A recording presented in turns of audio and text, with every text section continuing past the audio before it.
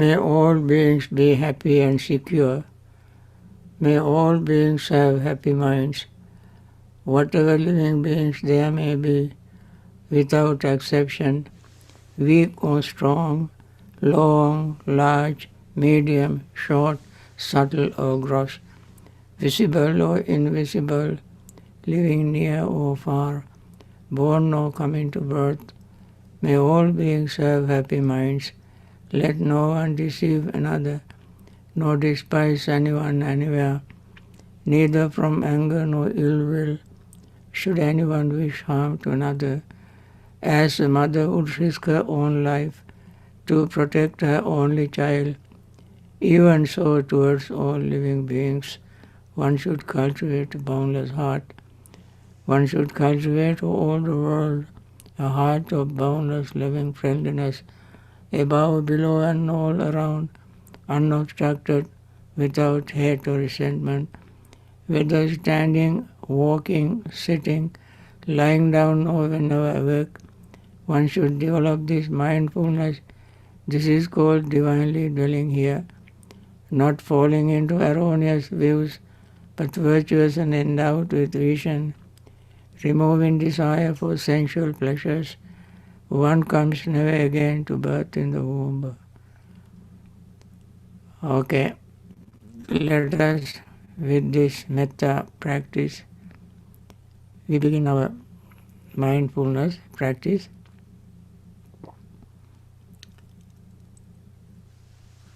At this time, focus your total undivided mindful attention to your breathing. Notice the breath rising and falling. Along with the breath, the feeling arises and passes away. In fact, only through the medium of feeling can you notice the breath. Therefore, feeling also is very important factor or aggregate. Along with the feeling, perception of the breath and the feeling arise and pass away. Intention or attention arises and passes away. Along with all of them, consciousness arises and passes away. Consciousness does not sit back watching all this, but consciousness also changes along with everything else. When we see this very natural phenomenon of rising and falling, appearing and disappearing of the breath, feeling, perceptions, attention or intention, and consciousness, then since our mind is not preoccupied with greed, mind becomes very calm, relaxed and peaceful. So greed does not arise at that time. This is very natural phenomenon. When the mind, the breath, feeling, perception and all this are very quiet, calm and peaceful, resentment or anger does not arise. So this is very important factor, important way of overcoming resentment or anger, calming ourselves. When we are very calm, relaxed and peaceful, if we lose our mindfulness even for a short period, sleepiness can sneak into our mind. When sleepiness and drowsiness, of course, both go together, when that arises, then our awareness or mindfulness will no longer be there. As soon as we become aware of it, we must let go of our sleepiness and drowsiness. We feel as if we are in a jail, maximum security jail, where no one is permitted to come, no we are permitted to go out. Sleepiness is like that. When we are sleepy and drowsy, everything is sluggish, everything is blurry, and awareness is murky. So,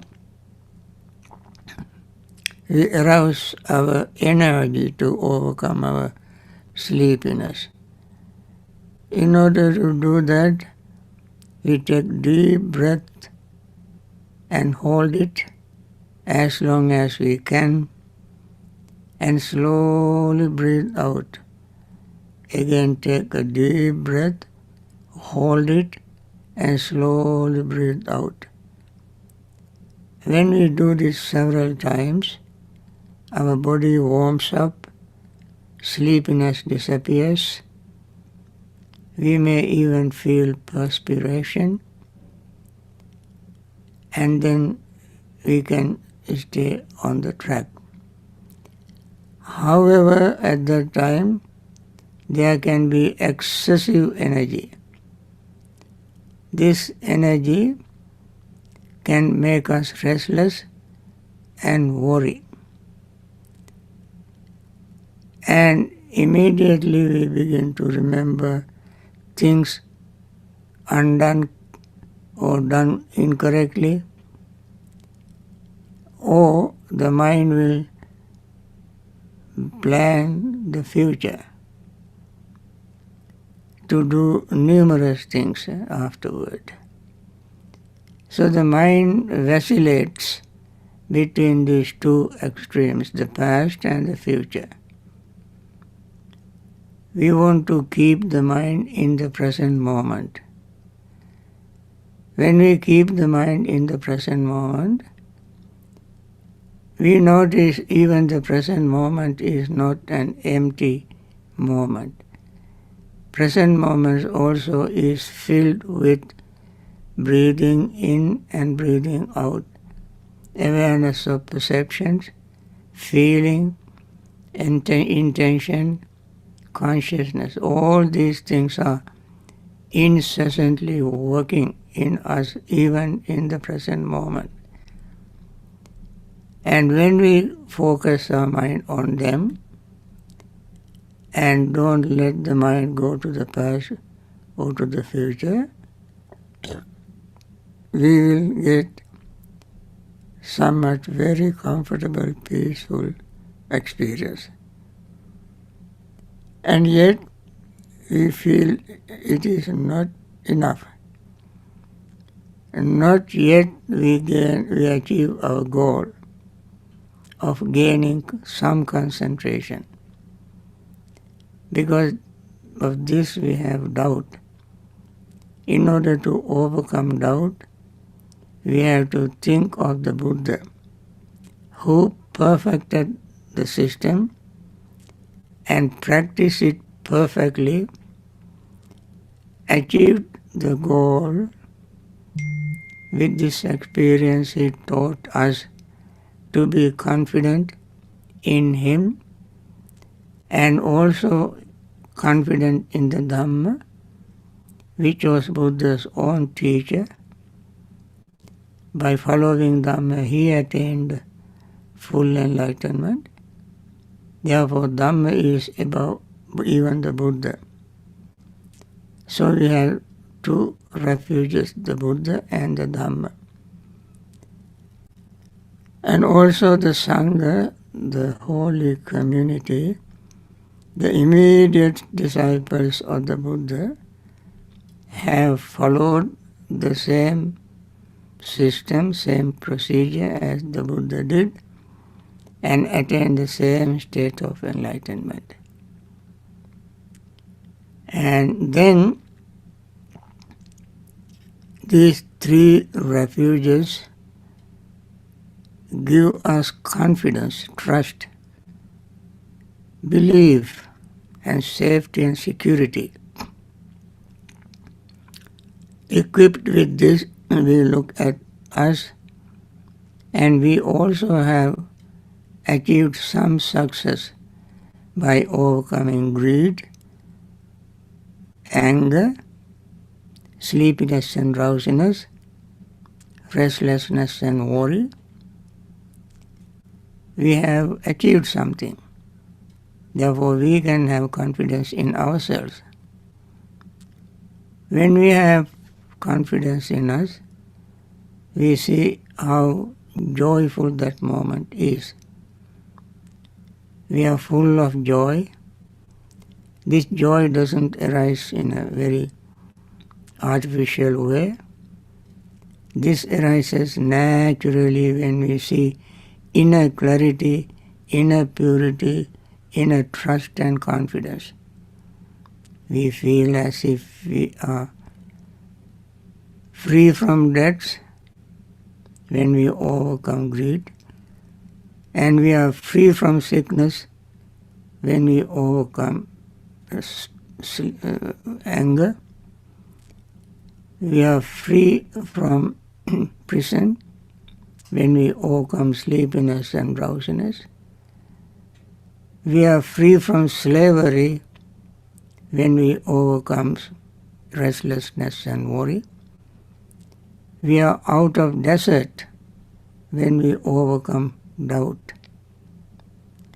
This is a very joyful situation. The mind will be filled with joy. This joy growing point by point, little by little, degree by degree, until we gain happiness.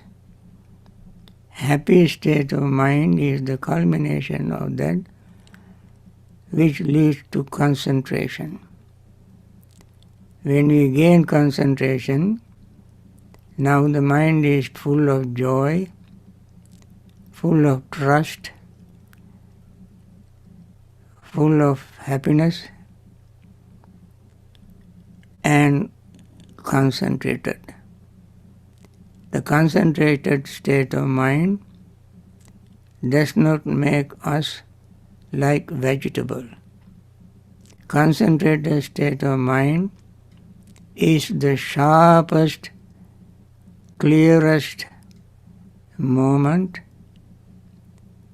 to use for seeing impermanence, unsatisfactoriness, and selflessness of our body, feelings, perceptions, volition, and consciousness. They all are constantly, repeatedly change.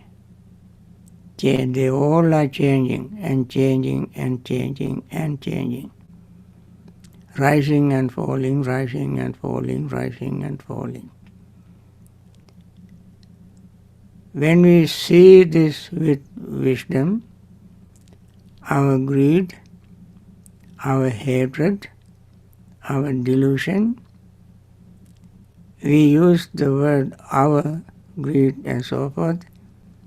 There is no owner of greed, no owner of hatred, no owner of delusion.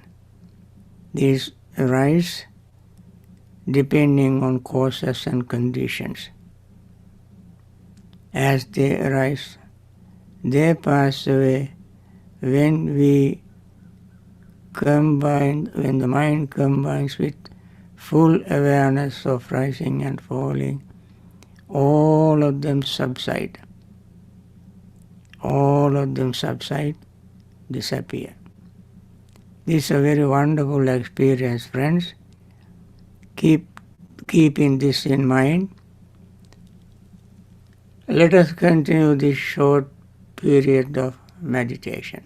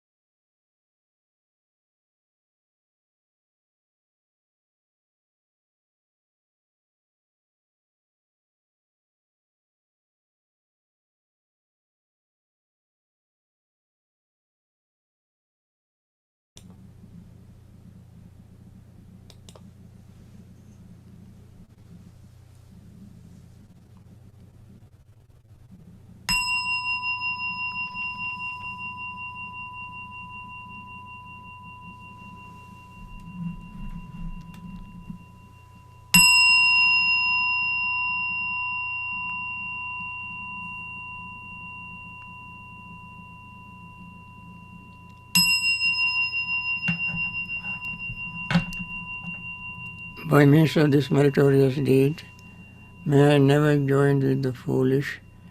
May I join always with the wise until the time I attain Nibbana. May the suffering be free from suffering. May the fear-struck be free from fear. May the grieving be free from grief. So too may all beings be. From the highest realm of existence to the lowest, may all beings arisen in these realms, with form and without form, with perception and without perception, be released from all suffering and attain to perfect peace. Excellent, excellent, excellent. Now, friends, you can ask your questions. My friend Brian, read the questions for me and I'll answer them. Okay, Brian? Okay. Good morning again, Bhante. Good morning. The first question, this person would like to know how they can overcome laziness, and they broke laziness into 3 categories.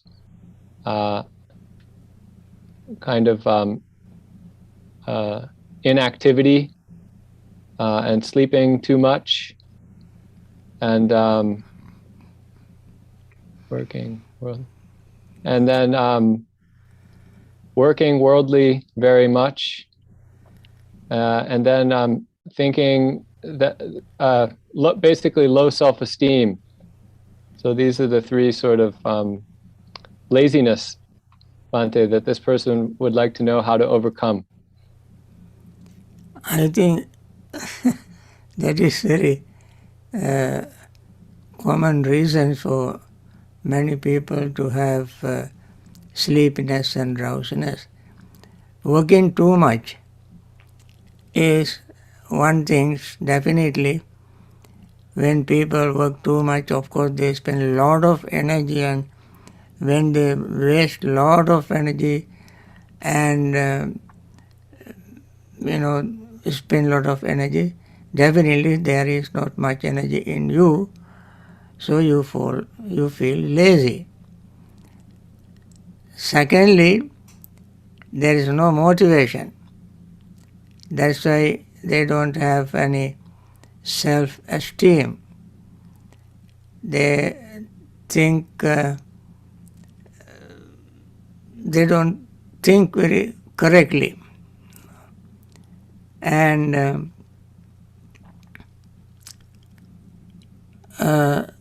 the person, sometimes some people have this problem because of their inertia.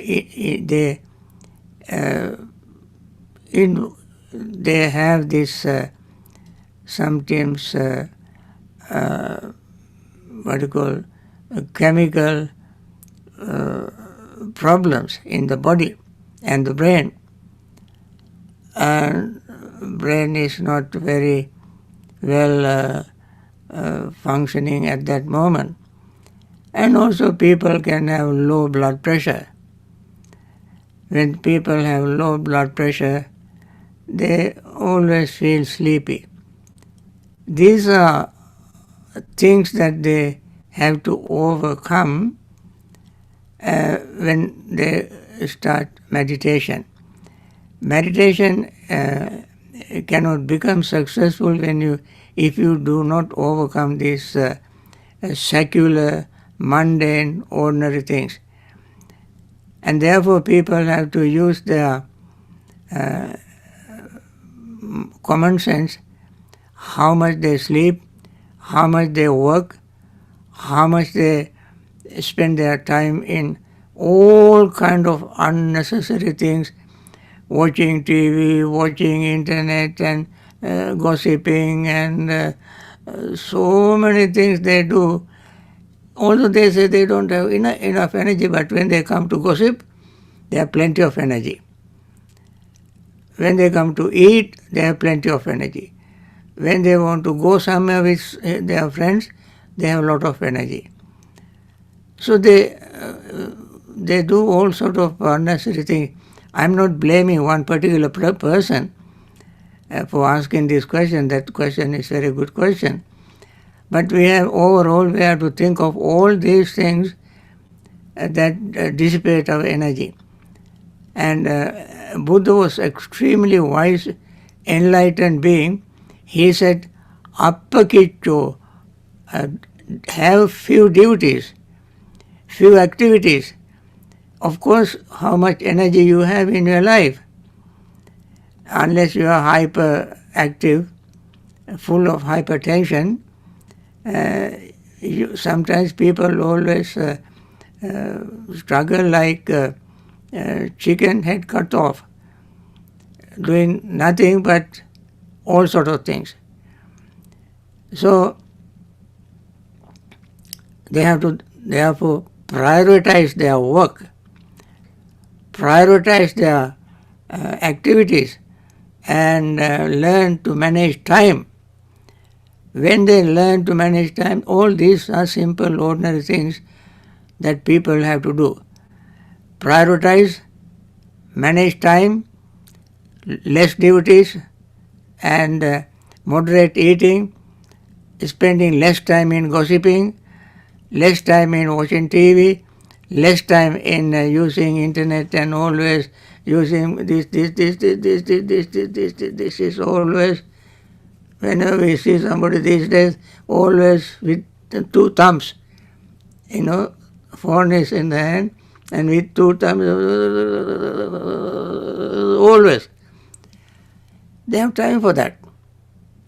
Come to meditation, of course they don't have time. And therefore, friends, I advise using technology, using your body for controlling yourself, disciplining yourself. This is what I call, there are two kinds of discipline. Discipline by rules and regulations and discipline by Dhamma. Discipline by rules and regulations is called Sikkhapada Vinaya. Disciplining by Dhamma is called Dhamma Vinaya. We learn Dhamma and use Dhamma to discipline inwardly, inside. This is self-mastery system. Nobody can be with you all the time behind you with cane in hand. Nobody. You have to have self-respect, self-honor, self-dignity, and self-esteem to come yourself out of this quagmire and be very, very helpful to yourself. In the first place, you must learn how to love yourself, how to respect yourself, how to have compassion towards yourself, how to learn to be patient. So many other factors are there for all of us to learn. They all are the ways of using Dhamma to train ourselves, to have Dhamma Vinaya. Dhamma Vinaya. I think that since it is a very important question, I spend a lot of time on that. The next question.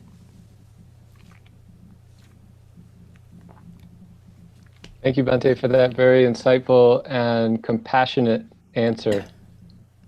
The next question has to do with the reliance on craving and the abandoning of reliance on craving. So that's the topic, and I'll read the question to you, Bhante, as it was written. Right understanding of the Four Noble Truths.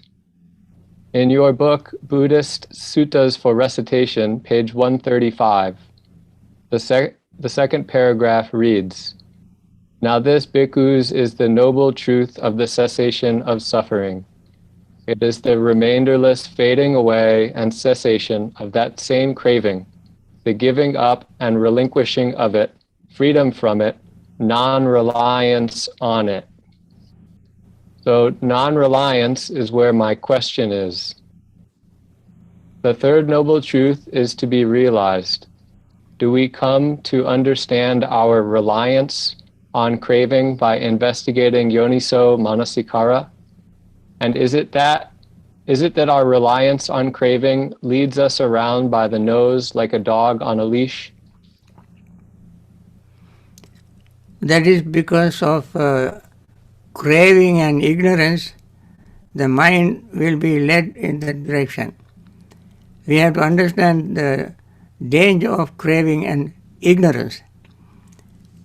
That's called, whenever somebody has craving, any kind of craving, any amount of craving, any degree of craving, that craving entails suffering, danger. Craving is enjoyment, pleasure. That is called asada. Asada always entails adinava. Any pleasure has its danger. That's called adinava. If you don't like the danger, avoid the danger. Don't jump into danger. Don't cherish danger. Don't go in that direction. Let it go. Then you see, letting go has anisansa. Giving up has anisansa, means benefit. Asada has danger, adinava. Nissarana has anisansa. Nissarana means letting go. We must, as I mentioned in answering the first question, we train our mind to discipline ourselves. When we train our mind, this is self-disciplining system. So we train our mind not to get carried away with asada, enjoyment, and understand the danger. And then we must train our mind to see the benefit of letting go. That is nissarana. Nissarana always has benefit, asada always has danger. That is why the Buddha said, asada adinava, nissarana anisansa. These four stages we must understand very clearly from our own experience. We cannot learn this from books. We cannot learn it from teachers, parents, friends. We learn all these things by ourselves. And therefore, third truth is seeing this very truth. The third noble truth is seeing this and achieving this, learning to let go. Anisansa. What is the anisansa? Peace. Everlasting peace. Tranquility. No stress. No fear. No danger. Who doesn't like that?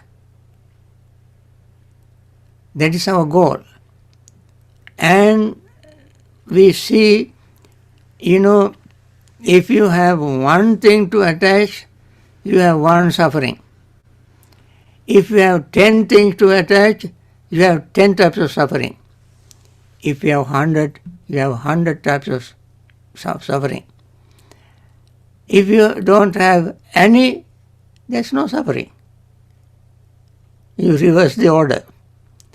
This is called going against the current. Patisodagami system.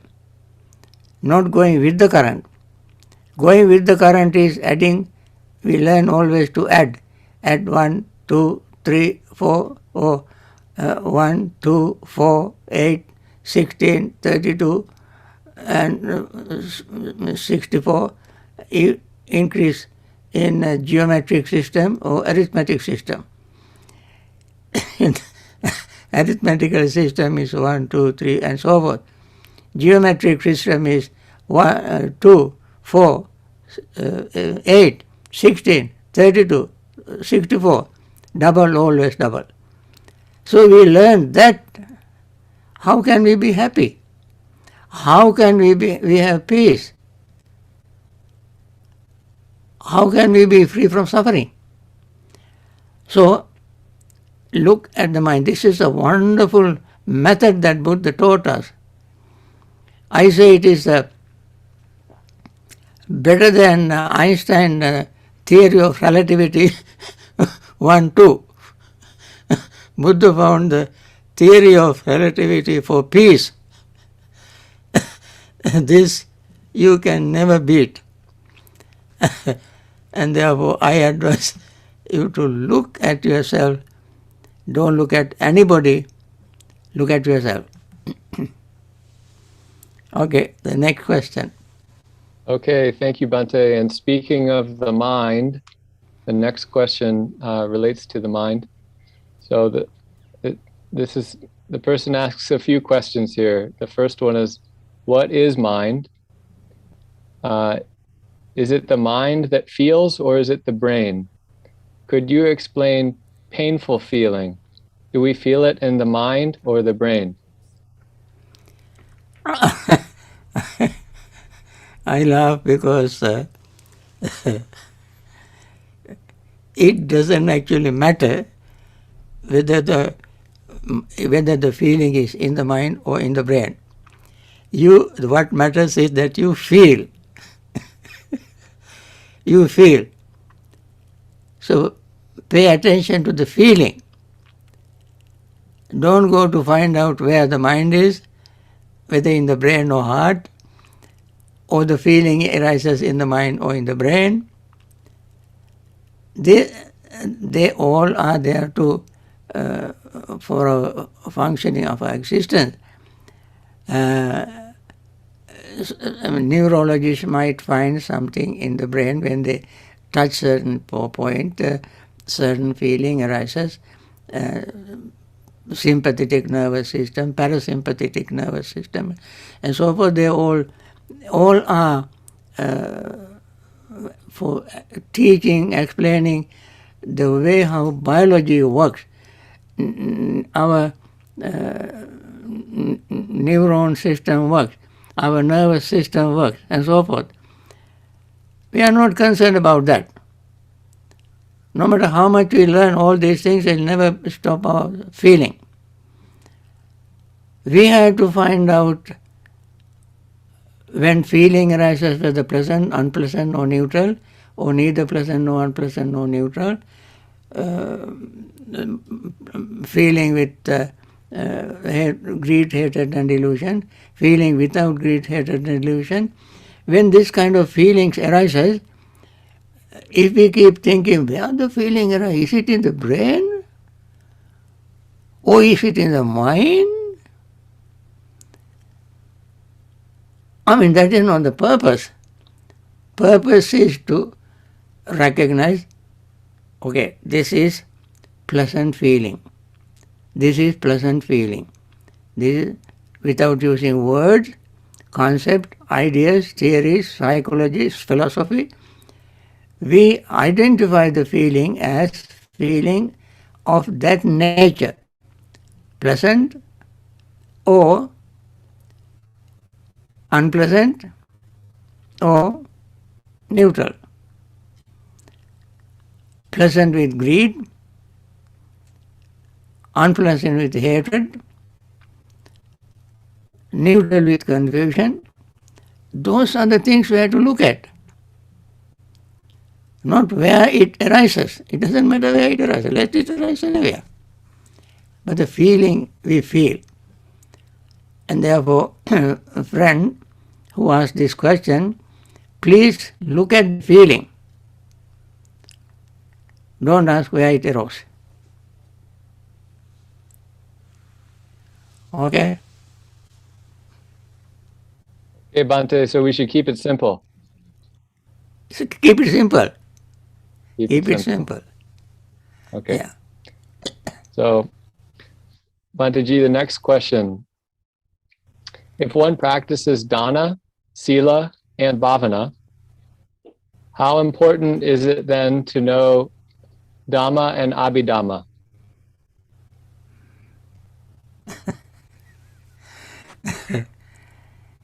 In my understanding, you don't have to know anything of Dhamma or Abhidhamma to be generous. When you practice dana, you practice dana. Don't go to the book like cookbook. When you cook something, you go to the cookbook and then make the menu or ingredients.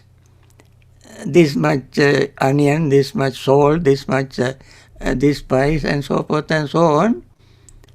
You collect all these things, and sometimes you put all these things and cook. Perhaps you can never eat that because it is so. You made it from putting things here and there. But for practicing dana, I have seen children practicing dana. Children. They never knew Dhamma, let alone Abhidhamma. Children, when they have 3 candies, if there are 2 other children, they like to share this with other 2 children. He keeps 1 and she gives other 2 others.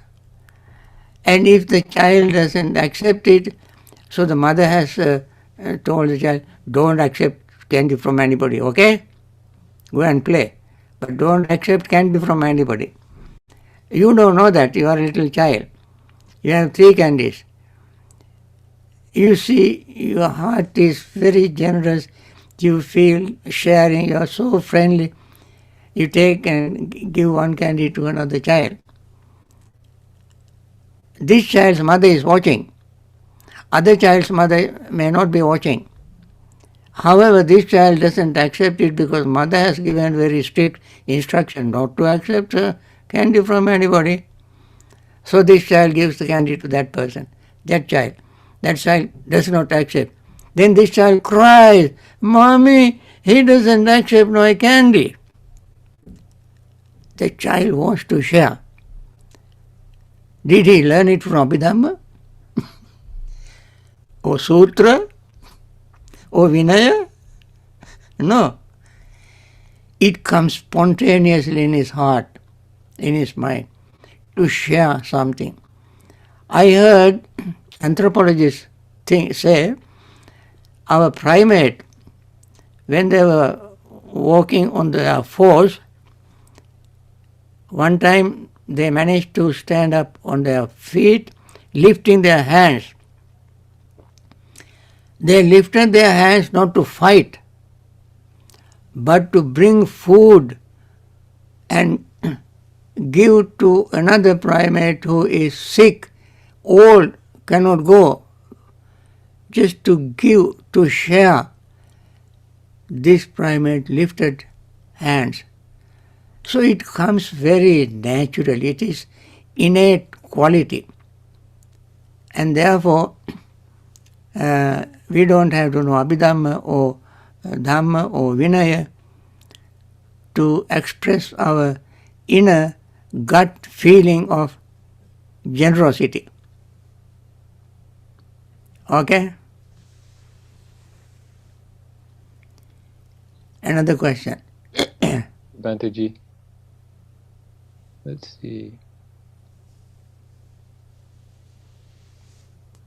Dear Bhante, I have 2 questions that are as generic as they are important to me. Sometimes I just can't stand my wife. How can I get along with her? How can I make sure my kids are happy? Is that all? Yes, Bhante. I see.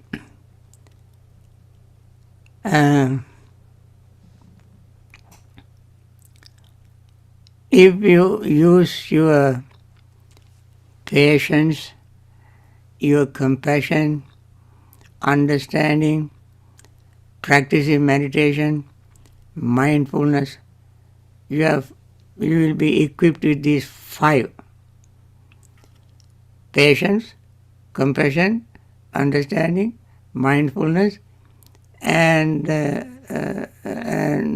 your what you call metta, loving friendliness or compassion. Use all these to have a better relationship with your wife. I don't think nobody will be just like a stone or rock. If you keep using your strength, your patience, compassion, and so forth, for the sake of children, for your sake and for her sake, have endless patience. The moment you lose patience, then there will be fire. When you don't have compassion, then you can be very cruel, harsh. When you are not mindful, you may say or do something in a very sloppy way. If you do not understand, as I mentioned in my talk yesterday and in the past, our entire happiness depends on understanding. Understanding. You don't perhaps know, you don't know her mental states. And I don't say that you are totally wrong or you are to be blamed for her situation, her problems. But she may have her own problems. Mental, physical, genetic, and so on, can have problems. There's no one without any problem. Never was, never are, and never will be. And therefore, use every ounce of your patience to deal with her and talk to her. And she may have a very good moment with good mood. Use that moment. Take the advantage of a moment of good mood and explain things to her. Not just in front of children. You both can have quiet time, maybe bedtime, to talk in a cordial way, friendly way, explaining things to her and telling her the danger of getting upset and the benefit of being patient and so forth. These things we have to, one of you have to use your Dhamma to help the other person to get help for you and to help children. And this is what I must say to this person who asked this question. I think all these are within the Dhamma. I don't invent anything. All these are in the Dhamma. So we try to follow Dhamma and have a discipline from the Dhamma in order to make our life happy. I think that's all time I have today. And all the questions you ask, whoever asked, are very good questions. Keep thinking of more questions for the next time, and we will be happy to answer. And I want to end this session this morning with my regular wish. May all beings in the hospital, suffering from various types of diseases, particularly from COVID-19 and its variants. May they recover very quickly and return to normal life, continue their Dhamma practice, and attain liberation from suffering. May all the doctors, nurses, and hospital staffs who dedicate their life, risk their own safety, their own health, but using their skill and compassion, they take care of all these patients. May they all continue their wonderful service, humanitarian service, and live long in very good health and practice Dhamma, attain liberation. And others who are generously supporting various projects may continue their generosity and practice Dhamma and liberate themselves from suffering. And all those who have lost their loved ones, and may they be free from grief and return to very normal health, continue their Dhamma practice and liberate from samsaric suffering. And everybody else, leaders and followers all over the world, who are very wisely, compassionately, with far sight, do their wonderful service for each other. May they continue their wonderful service and live long in very good health and liberate themselves from all suffering. And finally, I want to wish all of you who are participating in this series of talks and very diligently practicing Dhamma, meditation, showing great interest in learning more Dhamma.